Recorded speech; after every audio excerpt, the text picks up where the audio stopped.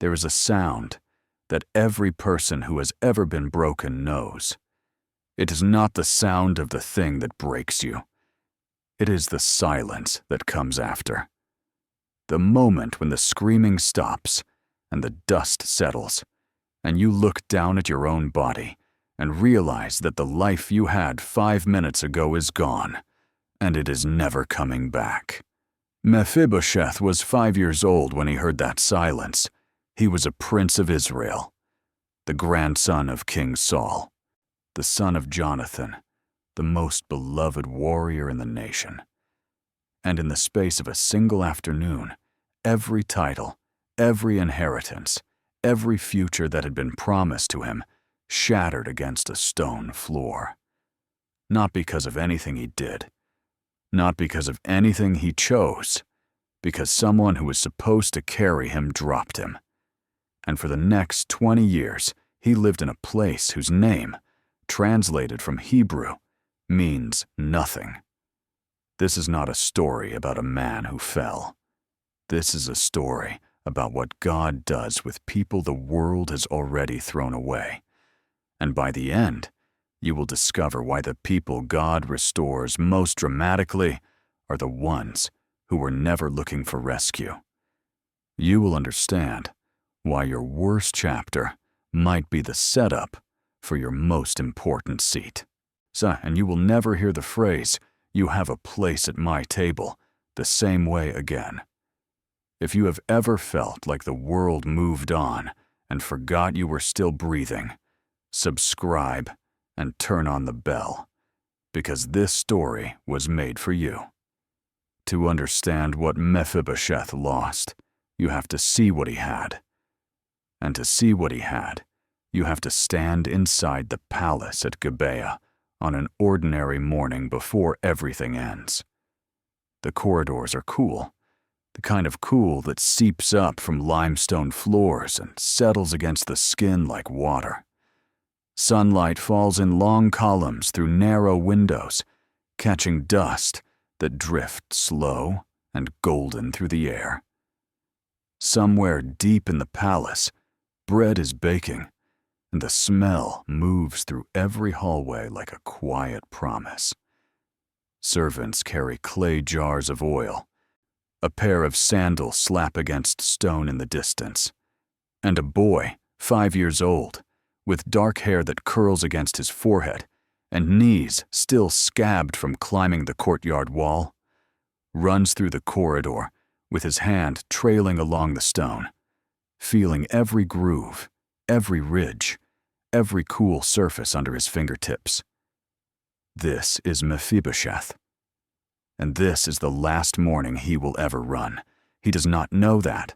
He does not know that somewhere to the north, on a mountain called Gilboa, his father Jonathan is strapping on armor for the last time. He does not know that his grandfather Saul, the king of Israel, is standing on a ridge, looking out over a valley filled with Philistine soldiers and feeling something he has not felt in years. Fear. Real fear. The kind that moves through the stomach like cold water. Mephibosheth knows none of this. He is 5. His world is the palace. His world is bread and sunlight, and the sound of his father's voice when he comes home from the field and scoops him up with one arm and says his name like it is the best word in any language. But Jonathan is not coming home today. The news arrives before noon. A messenger, dust-covered and shaking, stumbles through the palace gate and collapses on one knee, and his words move through the household like fire moves through dry grass. Saul is dead. Jonathan is dead. The army is broken. The Philistines are coming. Everything changes in 60 seconds. The palace that was quiet is now chaos. Doors slam. Voices overlap, sharp and high and contradicting each other. A woman screams somewhere in the upper rooms, and servants sprint through hallways carrying bundles of cloth and bread and whatever they can grab. The air itself seems to shift, as though the walls of the palace have inhaled and are holding their breath. And a nurse, whose name is never recorded in Scripture, whose face is lost to history, grabs a 5-year-old prince and runs. She runs because she knows what happens when a new king takes the throne in the ancient world. The previous royal family is eliminated. Every son, every grandson, every potential claimant to the throne. She has heard the stories. She has seen what power does when it is afraid of competition. And she knows that this boy, this small, confused, barefoot boy, who is asking why she is running and where his father is, has just become a target. So she runs. The hallway blurs. The cool stone that felt so pleasant under his fingers moments ago now rushes past in a streak of gray. The nurse's arms are tight around him, too tight, and he can feel her heartbeat against his ribs, fast and hard and wrong. He has never felt a heartbeat like that before. He does not understand that it is fear. He only knows that everything that was familiar is suddenly moving too fast, and no one is answering his questions, and the bread smell is gone, and the air tastes like dust and sweat and something bitter he cannot name. And then she stumbles. Maybe it is a loose stone. Maybe it is the edge of a step. Maybe her sandal catches on the hem of her own robe. Scripture does not say. It only says that she fell, and when she fell, the boy fell with her. He hits the ground and something in both of his feet breaks. Not a twist, not a sprain, a break. The kind that changes the shape of bone. The kind that 5-year-old legs do not recover from in a world without surgeons, or splints, or physical therapy. And then comes the silence after the crack, the silence after the scream, the silence that fills the space between a boy's old life and his new one. He's lying on the stone floor of a palace that no longer belongs to his family, and his feet are wrong. He can feel that they are wrong. He cannot move them the way he moved them this morning when he ran through the corridor. They are hot and swelling, and the pain is a thing with teeth, biting deeper every second. And the nurse is crying above him, pulling him up, carrying him again. But now every step she takes sends fire through his ankles and up into his shins, and he screams into her shoulder, and his tears soak through the fabric of her robe. Now he will never walk again. He does not know that yet. He will learn it slowly, over weeks and months, as the bones heal wrong, and his feet curl inward, and the palace healers shake their heads and look away, when his eyes search theirs for hope. He will learn it in the way children learn the worst truths, not all at once, but in small, accumulating moments of realization. The first time he tries to stand and falls. The first time he watches another child run and understands, with a clarity that no 5-year-old should possess, that he will never do that again. And while he is learning this, the world moves on without him. David takes the throne. The house of Saul collapses. The servants scatter. The palace at Gibeah empties. And someone, maybe the nurse, maybe a distant relative, carries Mephibosheth east across the Jordan River to a settlement so small and so forgotten that its name has become a byword for emptiness. Lo-debar, place of nothing, place of no pasture, a collection of mud brick houses on dry ground where the wind carries dust and not much else. This is where the grandson of a king grows up, not in a palace, not surrounded by tutors and advisors and the scent of anointing oil. In a borrowed room in the house of a man named Machir, who takes him in not because he owes him anything, but because he cannot bring himself to turn away a crippled child. Years pass. 5 becomes 10. 10 becomes 15. 15 becomes 20. And the boy becomes a man, but the man still cannot walk. Every morning, someone carries him to the doorway, and he sits with his back against the frame and watches the road that leads to nothing. The dust rises when the wind blows. The sun moves from one side of the sky to the other. Goats bleat in the distance, and Mephibosheth sits, legs bent at angles that make strangers look away, and he wonders if his father ever sat in a place like this, and he knows the answer is no. Jonathan ran. Jonathan fought. Jonathan climbed cliffs and raided garrisons and moved through the world like the world belonged to him. And here is Jonathan's son, watching dust settle in a place called nothing. He does not pray for restoration. He does not dream of thrones. He has done the math that survivors do. He knows that David is king. He knows that David has every political reason to eliminate what remains of Saul's bloodline. And he knows that his broken feet, as much as they shame him, might be the only reason he is still alive. A crippled prince is not a threat. A crippled prince is not worth the effort of hunting down. He is alive precisely because he is not worth killing. And so he stays. He stays in the place of nothing. He eats what is given to him. He thanks Machir with the quiet, rehearsed gratitude of a man who has practiced being small. And at night, when the house is dark, and the only sound is wind pressing against mud walls, he stares at the ceiling and wonders if God even remembers his name. He does not know it yet. But somewhere in Jerusalem, a king has just leaned forward on his throne, and the question he is about to ask will send soldiers down a road that leads directly to the door of a house in Lo-debar.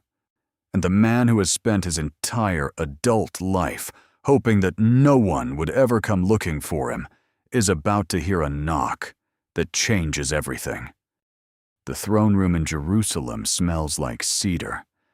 The walls are lined with it, dark and rich, and the scent fills every corner of the room like a living thing. David sits on the throne, but he is not holding court. The petitioners have been dismissed. The advisors have filed out, and the room is nearly empty now. Just David and a handful of servants who stand near the doorway, waiting. And David is quiet. He's looking at nothing in particular, his hand resting on the arm of the throne, his fingers tapping a slow rhythm against the wood. He's thinking about a dead man, Jonathan. The name moves through David's mind, the way a river moves through a canyon, carving deeper every time it passes. He can still hear Jonathan's voice. He can still feel the weight of Jonathan's hand on his shoulder in that field outside Gibeah, years ago, when they were young and the world was falling apart. And Jonathan looked at him and said, "Go in peace, for we have sworn friendship with each other in the name of the Lord." They made a covenant that day, not a political alliance, not a strategic partnership. A covenant, the kind that binds not just two men, but their children and their children's children. The kind that outlives death. David has kept every promise he has ever made. He spared Saul when he could have killed him, twice because of Jonathan. He mourned Saul and Jonathan publicly when the news came from Gilboa, and the grief was not performance. It was real. It lived in his chest for months, like a stone he could not swallow. And now, years into his reign, with the kingdom secure and his enemies subdued, a question surfaces from somewhere deep in his memory. A question that sounds, to his own ears, like the voice of the covenant itself. Is there anyone still left of the house of Saul? to whom I can show kindness for Jonathan's sake?" The words hang in the cedar-scented air. A servant Schiff is near the door. David says it again, all louder this time, not to himself, but to the room. And someone remembers. Someone knows about a man named Ziba, who used to serve in Saul's household. Ziba is summoned. Ziba arrives. And Ziba, who has spent years managing land that once belonged to Saul, who has built a comfortable life from the ruins of the old regime, stands before David and answers carefully. There is still a son of Jonathan. He is lame in both feet. Notice what Ziba says first. Not his name. Not where he lives. Not that he is the grandson of a king. He is lame. That is how the world has categorized Mephibosheth. That is the first word anyone uses when his name comes up. Not prince. Not heir. Not Jonathan's boy. Lame. It is a word that has defined him for 20 years. And it is the word that Ziba uses now, perhaps hoping that David will hear crippled and think harmless and lose interest. But David doesn't lose interest. David leans forward. Where is he? And Ziba, with whatever reluctance or resignation moves through his face in that moment, answers. He is in the house of Machir, son of Amiel, in Lo-debar. Lo-debar. David has fought wars across this land. He knows every valley and ridge and city by name. And he knows what Lo-debar is. It is nothing. It is the edge of the map. It is the place you go when you have nowhere else to go. And Jonathan's son, the boy David once would have called nephew, is there. Sitting in the dust, waiting for nothing. David sends men immediately. Now shift the scene. Forget the cedar. Forget the throne room. You are in Lo-debar now, and the air is dry, and the wind has that thin, whistling quality it gets when there is nothing to stop it. No trees, no walls, no buildings tall enough to break its path. Mephibosheth is in Machir's house. It is midday. The heat presses against the walls like a hand.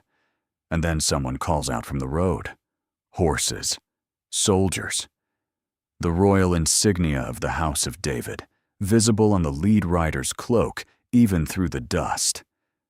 They are coming down the road to Lo-debar, and there is only one reason soldiers from Jerusalem come to a place like this. The house erupts. Machir is on his feet, his face tight, his voice low and urgent. Servants rush to the back rooms. Someone grabs a water jug and nearly drops it. And Mephibosheth sits where he has been sitting all morning, in the doorway, because he cannot stand on his own. And he watches the horses approach with the calm terror of a man who has been expecting this moment his entire life. This is it. This is the day the new king finishes what he started. This is the day the last son of the house of Saul is collected and disposed of, quietly, far from the capital, in a place no one will remember or mourn. You know that feeling. You know what it is like to see something coming and not be able to run. Not because your feet are broken, but because the situation has you pinned. The diagnosis, the phone call, the knock on the door that you knew was coming. The moment when the thing you have feared for years finally arrives, and you realize that all the worrying did not prepare you for how it actually feels. Mephibosheth does not struggle. He does not argue. When the soldiers reach the house and speak to Machir, and then turn their eyes to the man in the doorway, he simply nods. What would be the point of resistance? He cannot run. He cannot fight. He is a crippled man in a forgotten town, and the king's soldiers are here, and the mathematics of power have never been complicated. He was born on the wrong side of a dynasty change. The debt has come due. They lift him onto a donkey. Someone ties a cloth over his head to block the sun. And the journey to Jerusalem begins. It takes days. Every step the animal takes sends a jolt through Mephibosheth's legs. That old, familiar pain, the one that never fully left, the one that reminds him with every movement that he is broken. The landscape changes as they travel west. The dry scrub of Lo-debar gives way to greener hills. The air thickens with moisture. Orchards appear on distant slopes. And with every mile closer to Jerusalem, Mephibosheth's certainty of death solidifies like clay in a kiln. He rehearses it in his mind. How it will happen. Will it be public or private? Will David do it himself or delegate it to a soldier? Will they let him pray first? He wonders if his father would be ashamed of him. Not for dying. Jonathan was never afraid of death, but for being so small in the end. So quiet. So easy to carry away. And then there is a night. The soldiers make camp somewhere between Lo-debar and Jerusalem, and the fire crackles low, and the soldiers talk among themselves in voices too quiet for Mephibosheth to hear, and the stars press down from a sky so wide it makes him feel like an insect on a stone. He sits with his back against a rock. His legs are stretched in front of him, arranged the way someone else arranged them, because that is how his legs work now. They go where other people put them. The fire throws orange light across the dirt. A beetle crawls near his hand, and he watches it move, purposeful and unbroken, and something about its simple wholeness makes his throat tighten.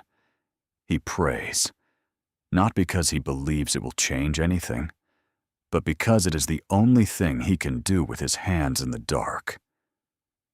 "Lord!" The word comes out cracked, barely a whisper.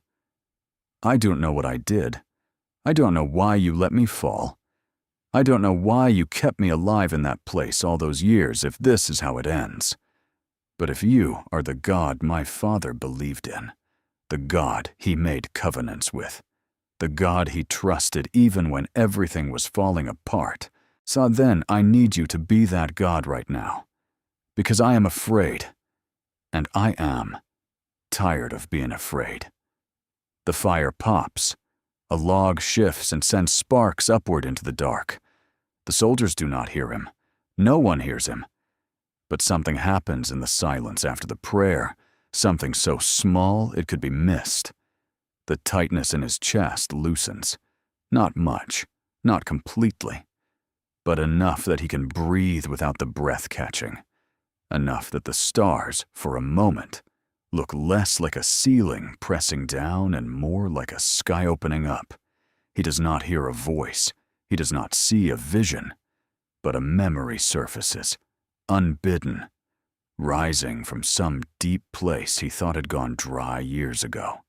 His father's voice, speaking to him when he was very small, before the fall, before Lo-debar, before any of it. "The Lord is with you, Mephibosheth, wherever you go. Whatever happens, he is with you." He falls asleep with that voice in his ears.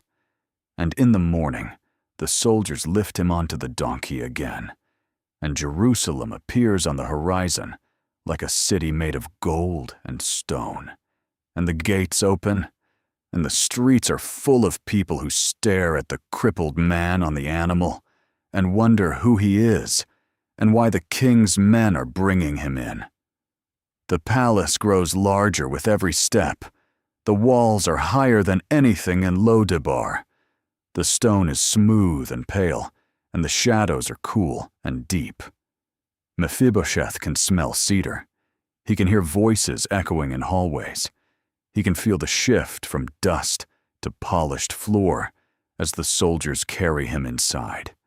And the cool air wraps around him like a second skin, and the ceiling above him is so high it disappears into shadow. They bring him to the throne room, for in there, at the far end, seated in a chair that seems carved from authority itself, is David.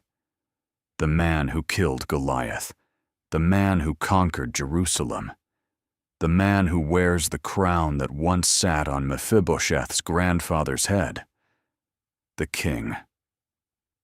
Mephibosheth does the only thing his body will allow. He falls, not kneels. Falls. His arms give way, and his face hits the floor, and the stone is cool against his forehead, and his crippled feet twist behind him at angles that would make anyone in the room look away.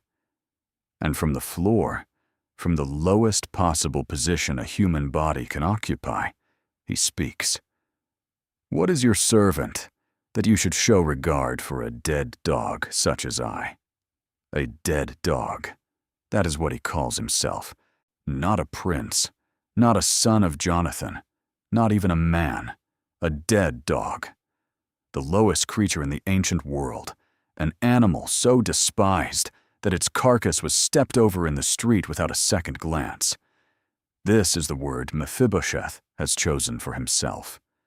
This is the word that 20 years of Lo-debar, 20 years of being carried, 20 years of watching the world walk past while he sat in dust, has carved into his identity. And this is the word that God is about to overwrite. Maybe you have your own word, the one you would never say out loud in a room full of people, but the one that sits in the back of your mind, like a tenant who will not leave. Broken, unlovable, too much, not enough, damaged. The word you use when you are alone at night and the room is quiet and the performance of daytime confidence falls away, and you are left with the raw, unedited version of what you believe about yourself. Maybe you did not choose the word. Maybe someone gave it to you. A parent, a partner, a teacher who said something when you were young enough that the words hardened into architecture, and now they hold up the entire structure of how you see yourself. Mephibosheth is on the floor. His face is pressed to the stone. His legs are useless behind him, and he is waiting for a sword. But the next sound he hears is not a blade being drawn. It is a voice, and the voice says his name. Mephibosheth. The name moves through the throne room like a stone dropped into still water. It reaches every corner. It silences every murmur. And on the floor, the man whose face is pressed against the cool stone feels the word enter his body like a second heartbeat. Someone has said his name, not cripple, not son of Saul, not dead dog. His name, the name his father gave him, the name that means one who destroys shame. He does not lift his head. He cannot. The weight of 20 years of worthlessness holds him flat against the floor, like a hand pressing down on his spine. His fingers are splayed against the stone, white at the knuckles, and his breath comes in short, shallow bursts that fog the surface beneath his mouth. He's waiting. He is still waiting for the sword. But David stands. The throne room goes still. The courtiers, the advisors, the guards stationed at the pillars, all of them freeze, because the king of Israel is on his feet, and he is walking toward the man on the floor, not sending a servant, not issuing a command from the throne. Walking. His sandals make soft sounds against the polished stone, and each step echoes in the silence, and Mephibosheth can hear them coming closer, closer, and his body tenses the way a body tenses before a blow. David stops. He is standing directly above the fallen man, and when he speaks, his voice is not the voice of a king issuing a decree. It is the voice of a man who made a promise to his best friend decades ago and has been looking for a way to keep it ever since. Do not fear. 3 words. Do not fear. The simplest command in the language, and yet for a man who has lived inside fear the way a fish lives inside water, who has breathed fear and eaten fear and slept beside fear every night for 20 years, these 3 words are an earthquake. Do not fear. As if fear is something you can set down. As if fear is a cloak you can remove. As if the thing that has defined the shape of your entire adult life can be undone by a sentence spoken by a stranger standing above you on a stone floor. But the voice continues. I will surely show you kindness for the sake of your father Jonathan. For the sake of Jonathan, not for the sake of Mephibosheth. Not because Mephibosheth has earned it. Not because Mephibosheth has proven himself worthy or useful or strong. For the sake of a dead man who made a covenant with a shepherd boy in a field outside Gibeah when the world was young and everything was possible. Mephibosheth is being rescued, not because of who he is, but because of whose he is. The kindness flowing toward him is not a reward. It is an inheritance from a relationship he did not create, a covenant he did not negotiate, a promise made over his head before he was even born. I will restore to you all the land that belonged to your grandfather Saul. Mephibosheth's fingers twitch against the stone.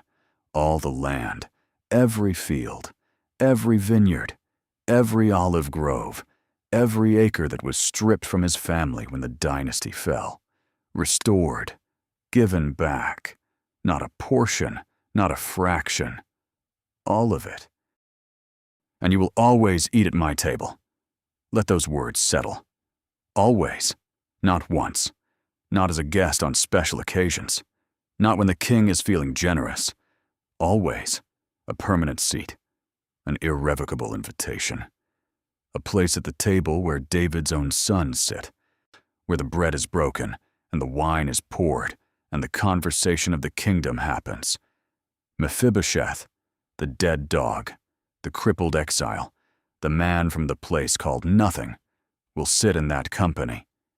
Every meal, every day, for the rest of his life. 2 Samuel chapter 9 verse 7 records these words. Do not fear, for I will surely show you kindness for the sake of your father Jonathan. I will restore to you all the land that belonged to your grandfather Saul, and you will always eat at my table. Read that again. For Mephibosheth, lying on that floor, these words do something that 20 years of survival could not. They crack the architecture, the structure of worthlessness that has held him together, the belief system that told him he was a dead dog, that Lo-debar was all he deserved, that God had forgotten him and the world had moved on. All of it begins to fracture. Not because the words are loud, because they are impossible. They do not fit inside the world Mephibosheth has built. A dead dog does not eat at the king's table. A crippled exile does not receive the land of kings. A man from the place of nothing does not hear his name spoken with tenderness by the most powerful person in the nation. And yet here he is, face on the floor, and the impossible is happening. He lifts his head, slowly, the way a man lifts his head when he is not sure that what he heard was real. His eyes find David's face, and what he sees there is not pity. Pity looks down. What David's face holds is recognition. David sees Jonathan in this man's eyes. David sees the covenant. David sees a promise he made in a field when he was young, and he is keeping it now, not because he has to, but because that is who he is. And Mephibosheth speaks again, the same words as before, but now they carry a different weight. What is your servant, that you should show regard for a dead dog such as I? But this time the words are not a death sentence he is pronouncing over himself. They are a genuine question. He truly does not understand. He cannot fathom why. The math does not work. The equation of his life has always been simple. Broken equals abandoned. Cursed house equals cursed son. Crippled feet equals no future. And now, a new variable has been introduced that makes the entire formula collapse. Grace. Unearned, unexplained, undeserved grace. This is the word the Hebrew Bible calls chesed, and it is sometimes translated as loving kindness, sometimes as mercy, sometimes as steadfast love. But none of those English words capture what chesed actually is. Chesed is covenant loyalty that refuses to die. It is the love that remains when every reason for love has been removed. It is the kindness that flows not from the worthiness of the one receiving it, but from the character of the one giving it. David does not show kindness to Mephibosheth because Mephibosheth deserves it. David shows kindness because David made a promise, and David is the kind of man who keeps promises even when the person he made them to is dead and buried on a mountain. Maybe you need to hear this. Maybe you are the person who has spent years, decades even, doing the math of your own worthiness and arriving at the same answer every time. Not enough. Maybe someone offered you something recently, a relationship, a second chance, a hand reaching toward you in the dark, and your first instinct was not to reach back, but to flinch, because you have been in Lo-debar so long that kindness feels like a trap, because the last time something good happened, it was taken away, because you have learned, through repetition and pain, that hoping is more dangerous than hiding, and maybe, right now, in this moment, you need to hear what Mephibosheth heard on that floor, not because you earned it, not because you figured it out, not because you prayed the right prayer or cleaned yourself up or proved that you were worth the trouble, but because someone made a covenant over your life before you were born, because there is a king who has been looking for you. And when he found you, well, he did not send a soldier. He came himself. If you have been calling yourself a dead dog, if you have been using words about yourself that God has never once used about you, type "I have a seat" in the comments, not as a slogan, as a declaration, because what is about to happen next in this throne room will redefine what it means to belong. David calls Ziba, the same Ziba who told him about Mephibosheth, who mentioned his lameness first and his name second. David gives Ziba an assignment. You and your sons and your servants, all of them, will farm the land I have restored to Mephibosheth. So you will bring in the harvest, you will manage the crops, you will serve him. Ziba, who had been living quite comfortably off Saul's old estate, who had built his own small empire from the ruins of someone else's dynasty, now finds himself demoted, reassigned, placed in service to the very man he described as lame. Ziba bows. Ziba agrees. But if you could see his eyes in that moment, you would see something other than obedience. You would see calculation. You would see a man already doing the math of resentment, already measuring what he has lost, already looking for an opportunity to reclaim it. But that chapter has not been written yet. For now, the throne room belongs to Mephibosheth. And now comes the image that will stay with you long after this story ends. The servants lead Mephibosheth to the table, not a separate table, not a side room, the king's table, the one where David sits, the one where David's sons, Amnon, Absalom, Adonijah, Solomon, take their places each evening. The table where the business of the kingdom is discussed, where alliances are formed, where laughter and wine and bread and the ordinary intimacy of shared meals happen night after night. They bring him to a chair. Someone helps him sit. His legs, the legs that have defined him, the legs that everyone mentions first, the legs that made him a dead dog in Lo-debar, slide beneath the table, and they disappear. Sit with that for a moment. At the table, you cannot see his feet. At the table, he looks like any other son of the king. The wood covers what is broken. The tablecloth hides what the world has always pointed at. He sits at the same height as everyone else. He eats the same bread. He drinks from the same cup. He is served by the same hands. And when David looks down the table and sees him there, David does not see a crippled man. David sees Jonathan's son, seated, covered, home. 2 Samuel chapter 9, verse 13. So Mephibosheth dwelt in Jerusalem, for he ate continually at the king's table, and he was lame in both his feet. Let those words settle. The writer of Samuel could have ended the chapter without that last sentence. He could have stopped at, "He ate continually at the king's table." That would have been a beautiful ending. But the Holy Spirit, through the pen of the author, adds 6 more words. And he was lame in both his feet. Why? Because grace does not erase the limp. Grace does not pretend the brokenness never happened. A grace gives you a seat at the table with the limp. Grace says, "Come as you are, sit where you are, eat what my sons eat, and let the table cover what the world cannot stop staring at." Mephibosheth's feet did not change that day. He was carried into the throne room, and he was carried out.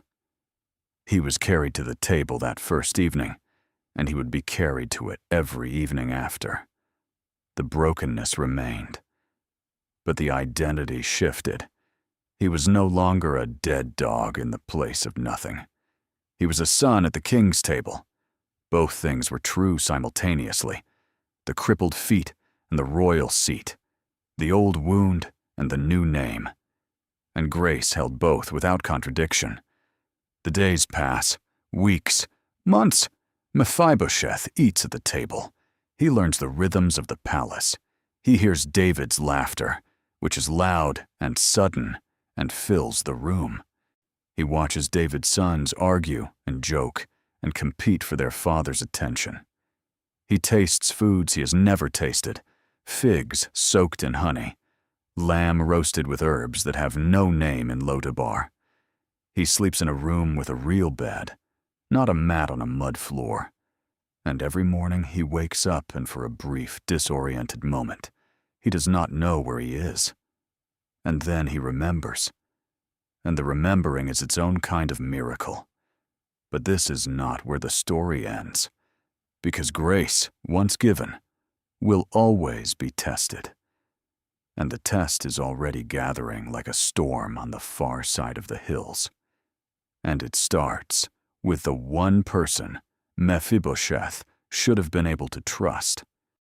Absalom's rebellion begins the way most betrayals begin, not with a single dramatic moment, but with a slow accumulation of whispers. David's own son, beautiful and bitter and burning with a grievance that has been fed for years, turns the hearts of Israel against his father. The details do not matter here. What matters is the result. David, the king who conquered Jerusalem, the king who brought the ark home, the king who gave Mephibosheth a seat at his table, is running for his life. Again. The throne room empties. The palace falls silent. The cedar-scented halls that echoed with laughter and politics and the clink of cups on wood are now hollow. And the king walks out of his own city barefoot, weeping, climbing the Mount of Olives with dust on his head and grief in his chest, while behind him the gates of Jerusalem close like a mouth, swallowing everything he built. And Mephibosheth cannot follow. This is the detail that breaks the heart of the story open. When the evacuation begins, when the household scrambles, and the servants grab what they can, and the able-bodied rush to join the king's retreating column, Mephibosheth cannot go. His legs will not carry him. He cannot saddle a donkey by himself. He cannot walk to the gate. He is dependent, as he has always been dependent, on someone else to carry him. And the person assigned to carry him, the person entrusted with his care, the person David appointed as his servant, is Ziba. Ziba does not come. Mephibosheth waits. He sends word. He sits in his room in the palace, the room David gave him, and he waits for the sound of Ziba's footsteps in the corridor, and the sound does not come. The hours pass. The noise of the evacuation fades. The streets go quiet. And Mephibosheth realizes, with the slow, sinking certainty of a man who has felt this before, that he has been abandoned. Again. Left behind. Again. The crippled man in the empty room, watching the world leave without him. But Ziba has not simply forgotten. And Ziba has been busy. 2 Samuel chapter 16 tells us what happens next. David is on the road, exhausted, grieving, vulnerable. And Ziba appears. Not empty-handed. He brings a string of donkeys loaded with 200 loaves of bread, 100 clusters of raisins, 100 cakes of summer fruit, and a skin of wine. It is extravagant. It is calculated. And it is the setup for a lie. David asks the question Ziba has been waiting for. "Where is your master's grandson?" And Ziba answers, "He is staying in Jerusalem, because he said, 'Today, the house of Israel will restore to me my grandfather's kingdom.'" The lie is elegant in its cruelty. Ziba tells David that Mephibosheth has stayed behind, not because he is crippled and helpless and waiting for someone to carry him, but because he is a traitor. Because he sees Absalom's rebellion as his opportunity.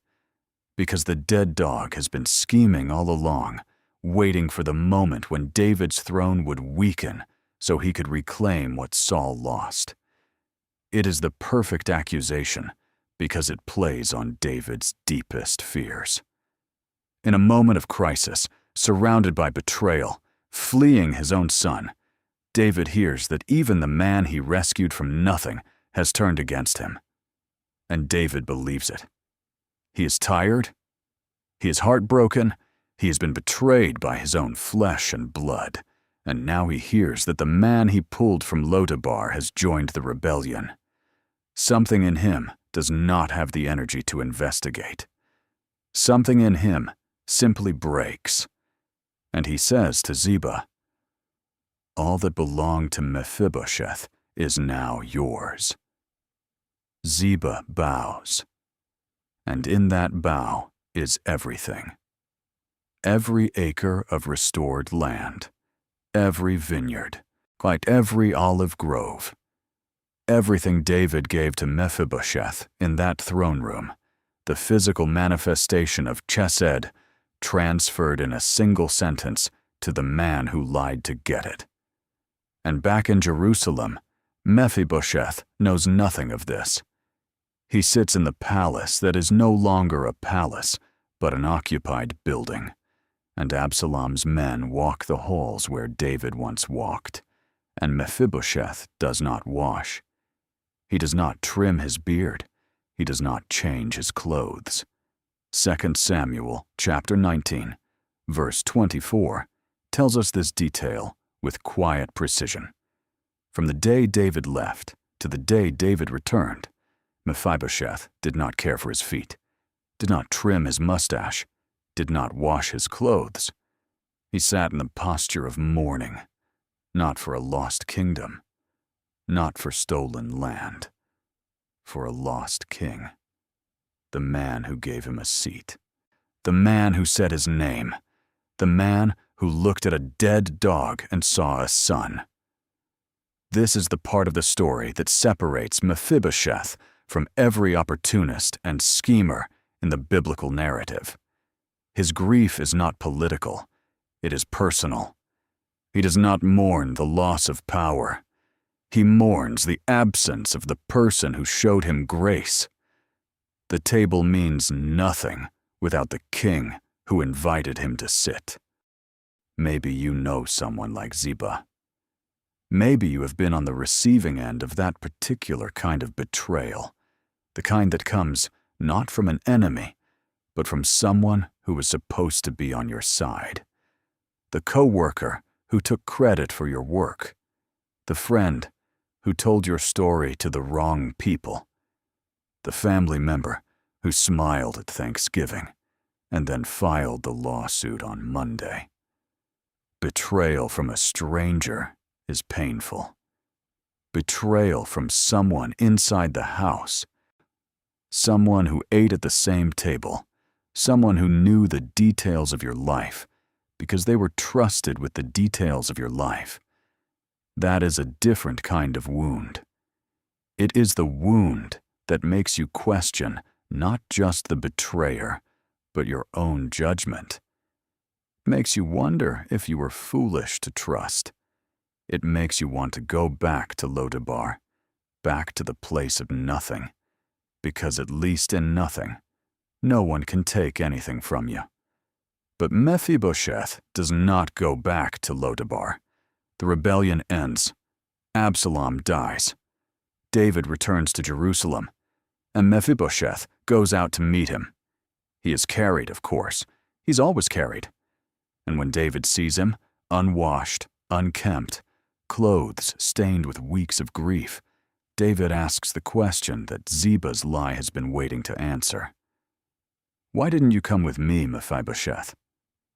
And here, on a road outside Jerusalem, with dust on his face and truth on his tongue, Mephibosheth tells the king what happened. My lord the king, my servant Ziba deceived me. I said to him, saddle a donkey for me, so that I may ride on it and go with the king. For your servant is lame, and he has slandered your servant to my lord the king. No anger in the words, no demand for justice, no shouting, a quiet, measured statement of fact. He was lied about, he was left behind, he was robbed, and he is standing here, unwashed and grieving, telling the truth without embellishment or self-pity. David listens. And then David makes a decision that commentators have debated for 3,000 years. He divides the land, half to Mephibosheth, half to Ziba. Some scholars read this as Solomon-like wisdom. Others read it as the fatigue of a king who has endured too many betrayals to sort through one more. But what happens next is not debated by anyone, because Mephibosheth's response is one of the most extraordinary sentences in the entire Old Testament. Let him take it all. I am content that my lord the king has come home safely. Let those words settle. Let him take it all. The land, the vineyards, the olive groves, everything that David restored in that throne room, everything that represented his transformation from dead dog to son, let Ziba have it. All of it. Because the land was never the point. The table was the point. The king was the point. The relationship was the point. Mephibosheth would rather have nothing, and the king's presence than everything, and the king's absence. He has been to Lo-debar, and he knows what nothing feels like, and he has been at the table. He knows what belonging feels like. And given the choice between the two, he does not hesitate. This is what grace does when it takes root. It rearranges priorities. It reshuffles the hierarchy of what matters. A man who once called himself a dead dog now stands before the king and voluntarily surrenders his inheritance, not because he does not value it, but because he has found something he values more: the seat, the name, the belonging. The king who said, "Do not fear," when every other voice in his life had given him reason to be afraid. And here is the question that should stop you in your tracks. What kind of person lets go of what was stolen from them without a fight? What kind of person looks at the thief and says, "Keep it"? Not a weak person. Not a doormat. A person who knows where their real security lives. A person who has learned, through the specific, irreplaceable experience of being pulled from nothing and seated at a king's table, that their identity does not depend on what they hold in their hands. It depends on whose table they sit at. The story of Mephibosheth does not end with trumpets. It ends with a genealogy. 1 Chronicles chapter 8, verse 34, and chapter 9, verse 40 tell us that Mephibosheth had a son named Micah, and Micah had sons, and those sons had sons. The line that should have ended in Lo-debar, the bloodline that should have been extinguished in a forgotten settlement on the edge of the map, continues. It branches. It grows. It fills the margins of Scripture with names that only exist because a crippled man was carried out of the place of nothing and given a seat he did not earn. That is the generational mathematics of grace. It does not simply rescue the person in front of it. It rescues everyone behind them. The children who will be born into a household shaped by belonging instead of shame. The grandchildren who will inherit a story of restoration instead of a story of abandonment. The great-grandchildren who will never know the name Lo-debar because someone in their family line was brave enough or broken enough to accept an invitation they did not deserve. And now the story turns to you. Not the ancient you, not the theological you, the actual you. The one reading this or listening to this right now, in whatever room you are sitting in, with whatever weight is pressing on your chest tonight. Maybe you have been in Lo-debar for a long time. Maybe you call it something else. Maybe you call it getting by or keeping my head down or just waiting for things to get better. But you know the feeling, the dust, the silence, the sense that the world is happening somewhere else to other people, and you are watching from a doorway you cannot walk through. Or maybe you have already been to the table. Maybe you experienced that moment of restoration, that season when God pulled you out of nothing and gave you a seat you did not earn. And it was good. It was so good. And then Ziba showed up. The betrayal, the lie, the theft. And now you are sitting in the ruins of something that was supposed to be your new beginning, unwashed and grieving, wondering if the whole thing was a mistake. Hear this. The table is still there. The seat is still yours. The king has not changed his mind. What Ziba stole was land. What David gave was belonging. And belonging cannot be transferred to another person's name. It is not written on a deed. It is written on the heart of the king. And the king's heart has not changed. Psalm 23, verse 5.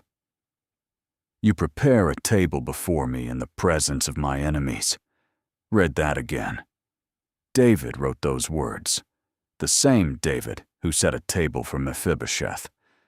And the psalm does not say, you prepare a table after my enemies are gone. It says, in the presence of. The enemies are still there. Ziba is still there. The limp is still there. The memory of Lo-debar is still there. But the table is set anyway. The bread is broken anyway. The seat is pulled out and waiting anyway. Grace does not wait for your circumstances to improve. Grace sets the table in the middle of the mess. Mephibosheth spent the rest of his life in Jerusalem. He ate at the king's table. He was lame in both his feet. And he was home. Not because he walked there, because he was carried.